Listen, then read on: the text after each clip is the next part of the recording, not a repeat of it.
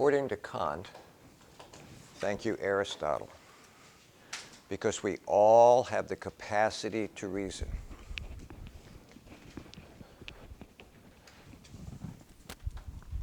We all begin on an equal footing. He says reason, and you'll see all these on your exam, people. Reason makes us autonomous beings. Autonomous means self-regulating. So for Kant, simply because we have the capacity to reason, we're free thinkers. We can all think for ourselves. Remember, the basic fundamental principle of Kantian ethics is that you have to apply your will in a good way so it becomes duty to obey. You put yourself in a situation where you force yourself, if you agree, to keep your word. This is all predicated or built upon the fact that we all have the capacity to reason. Therefore, we all have the capacity to enter into agreements. Kant calls us, and you'll see this on your exam, legislators, which means we all have the capacity to make categorical imperatives that makes us lawmakers. Every one of us can make a categorical imperative or a hypothetical, and it's all based on the capacity to reason, to come to the right conclusion about what we want to bind ourselves to. As a result of all of this,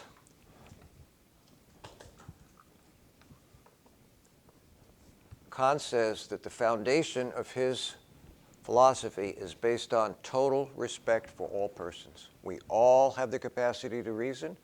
We all can think for ourselves. We can all bind ourselves to agreements. Therefore, we must respect each other as human beings, that we have this capacity and that in a social arrangement, we can agree to certain rules that regulate our behavior. Now, it's for the common good. The greatest happiness for the greatest number. So we've just added a little bit to it. It isn't just deontological ethics anymore. As a result of that, we end up treating people as ends. This is a mathematical symbol for not, as ends and not means. In other words, you can't use people to get what you want from them unless they feel like they're getting something out of the arrangement as well. So in a practical way, I have a mechanic. His name's Nico. He's down on 52. I pull into Nico's garage. I said, Nico, I need new brakes. What are you going to charge me? Nico says $89.95. Now, someone last hour said, no, $695. And I thought, you need to get another mechanic. But let's just say Hollywood, $89.95. I said, great, but I need my car back at 4 o'clock. I have an appointment. I can't miss it. Nico says, no problem. I come back at 4. There's my car.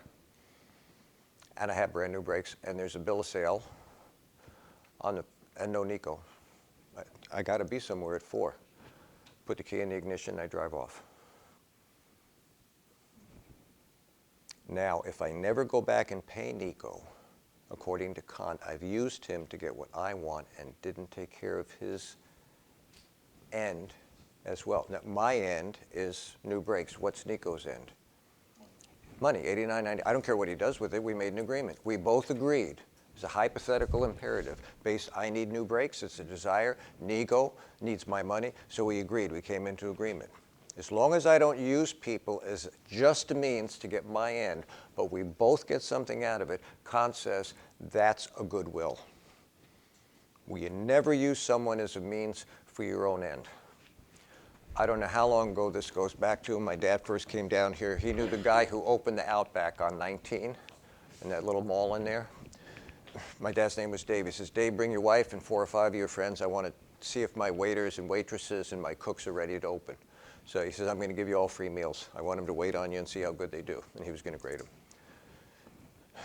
Drinks, appetizer, entree, desserts, full deal. I think it was 5 or 6 couples. A great meal, really good. Got all done. My father reaches in his wallet and takes out a 20 and puts it on the table. And Ed, one of his friends, said, wait, I thought this was free. He says, the meal was free, the service wasn't. Now, no one said you had to pay for the service. But you and I know, what do you get, $3.35 an hour as a waiter or waitress? $2.18. $2.18? Okay, but you can't live on that. So rather than using people as a means to our end, we compensate them. We leave them a tip. It's a gratuity. It's part of the arrangement. It's an unspoken hypothetical imperative. People can't live on that. You just got a good meal. I was down in Chapel Hill, North Carolina. I was in grad school. I worked in this really elegant restaurant. First day I was in there, they took me into the back. They had a cook. They introduced me to him, and hi, how you doing? He says, fine. How you doing? Fine. He says, every Monday, he says, I want a carton of Camel cigarettes. I looked at him, I said, why do you want me to give you a carton of Camel cigarettes? He says, you want all your meals to come up on time? You know, the hot meals, the cool meals, you want everything, so you get a really good tip. And I said, you sure you only want one carton of Camel cigarettes every week? What do we call that? One hand washes the other. So in Kant's world, out of respect for each other's capacity to make law, whether it's hypothetical or categorical, we never use people for what we want without giving them some compensation for it. Another example, you go to the bank and you want money. Well, they're not going to give you money. They're going to give you your money, so you have to put something in to get back. So let's say you put some money in there. And there's a division in banks. There's commercial banks and then there's investment banks. Investment banks can take your money and do high-risk things with them. Commercial banks have to do things with them that's very low risky. Well, why would they want to risk your money? Well, when you go to the teller and want your money back, who's going to pay the teller to do that work? I'm not working for nothing. So what the bank's allowed to do by law is give very low-risk investments, make a little money, then they take that money and they turn the lights on. They take that money and they open the front door. They take that money and give it to the teller. So when you come in, you get your money back. They're serving you. They're being paid for their labor, and everybody's happy. Everybody is getting something out of the arrangement, whether it's implicit or explicit, whether it's done kind of behind the scenes or whether it's done right up front like a tip with someone. Everybody follow what Kant's talking about here? Okay. As a result of that then, two more things I have to put in. Kant calls those who make law a realm of ends. That's a weird phrase. He's German, and it works for him, and I'll translate it for you. Realm of ends really means group of people. Now, people are ends in themselves. You have your own outcome. And Kant says in order to make social law, we have to do that in group setting. So how would we do that in a practical way? Well, I think it was my second year here. We were having these 40-question quizzes, and the first one in a semester, 60% of my students failed it. Freaked me right out, you know? No, I'm okay. It's not me. But I didn't know what to do with it. So I thought about it for a while, and then I came into class the next day, and I said, listen, I said, 60% of you failed. I said, would it be helpful if one quiz or test a semester, I gave you an open book, open note test? Everybody, I said, whoa, do you know what an open book, open note test is? They said, no, what's an open book, open note? And I said, you can use your books and your notes. And they all want it. And I said, whoa, do you know anything about? They said, what do you mean? And I said, well, here's the problem with an open book, open note. You don't have to study. You got your books and your notes. And here's another problem.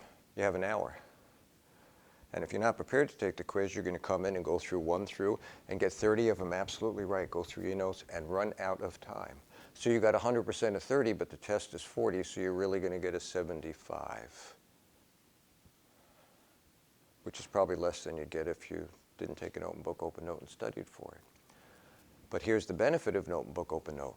Study and be prepared to take the test without the notes and without the book, and answer all the questions that you do know. And then the ones you don't know, go find the answers, and then you've got a good chance to get 100% on my quiz. And someone said, well, how much time are we going to have for it?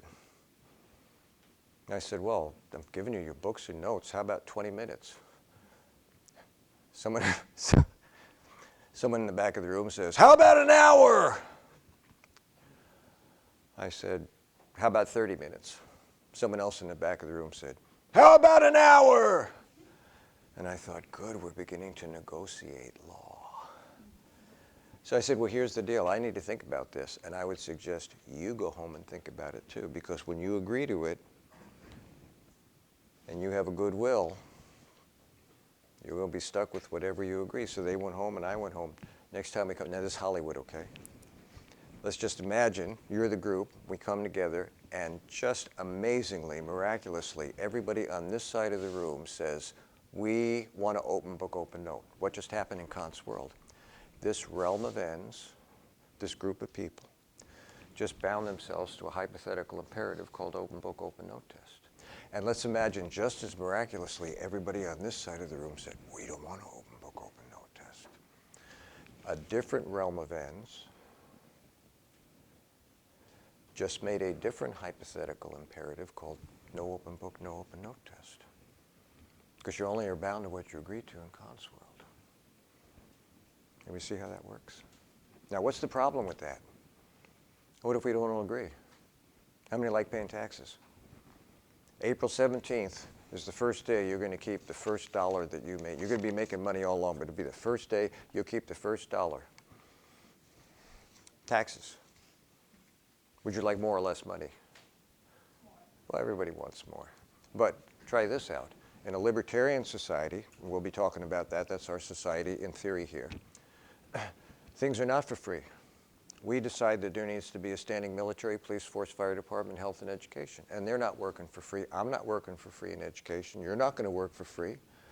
Well, how do we pay for that? It's called services. So we tax people in order to pay for services that we say serves the general welfare. Standing military, police force, fire department, health, and education. Now, how much more do we need? Well, we don't know. That's why we have our discussions. We come together as a realm of ends and see if we can come to agreement or not. But in Kant's world, you don't have to agree to something. So what happens if you don't agree to it? The law is set up to be very difficult to change, people. Even categorical imperatives. Now, in our world, we change the categorical imperatives. We have a Constitution, 1787, 1791. We added to it, so the Bill of Rights is in addition to it, still part of the Constitution. We added 10 amendments. And since then, in 244 years or so, we have added 17 more. And it's for anybody know how you change them? Or how you add to them? You have two houses that make law, and 2/3 of those people together have to agree we're going to change the basic law of the Constitution.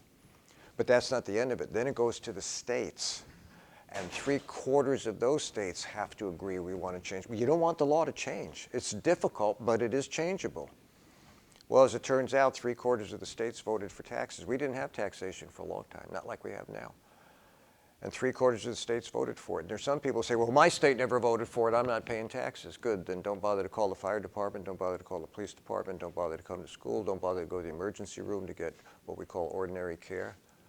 And don't expect me to defend your derriere, you know what a derriere is? Your buttocks, if we get attacked. So the downside of Kant is even though we don't all agree, we have to have a general consensus. It's utilitarian principle of happiness, the greatest happiness for the greatest number. So none of these theories stands alone. While moral duty is the foundation of the law that establishes the social framework that we all abide by, it's not the only principle that's going to work because there's times we don't agree. Henry David Thoreau refused to pay taxes.